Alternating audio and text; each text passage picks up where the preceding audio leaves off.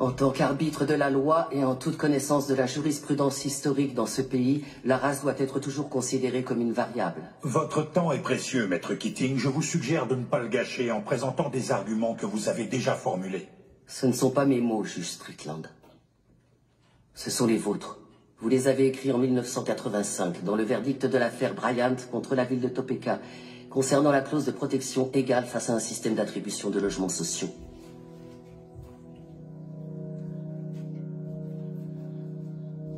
Le racisme fait partie de l'ADN des États-Unis d'Amérique. Et tant que nous fermerons les yeux sur la douleur de ceux qui souffrent de son oppression, nous ne pourrons jamais échapper à ses origines.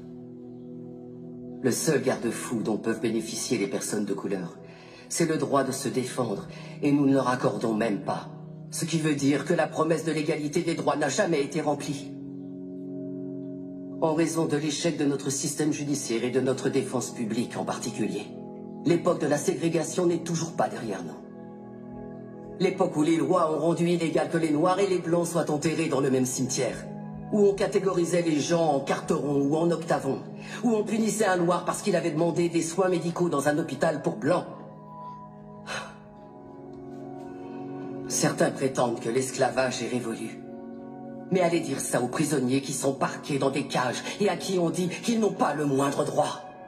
Des personnes comme mon client Nathaniel Leahy et des millions d'autres personnes comme lui qui sont enfermées dans nos prisons et reléguées à une existence indigne d'un être humain. Il n'y a aucune alternative à la justice dans cette affaire. Il n'y a pas d'autre option. Prendre une décision à l'encontre de mon plaignant, c'est choisir de remplir les poches des propriétaires de prisons, plutôt qu'offrir une défense digne de ce nom à tous ceux qui y sont enfermés. Est-ce que c'est l'Amérique dans laquelle veut vraiment vivre cette cour? Un pays où l'argent a plus d'importance que l'humanité? Où la criminalité est confondue avec les troubles mentaux?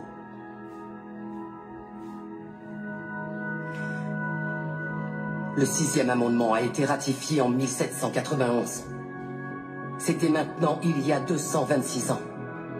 Je pense qu'il est donc temps de réellement garantir ces droits à tous nos citoyens.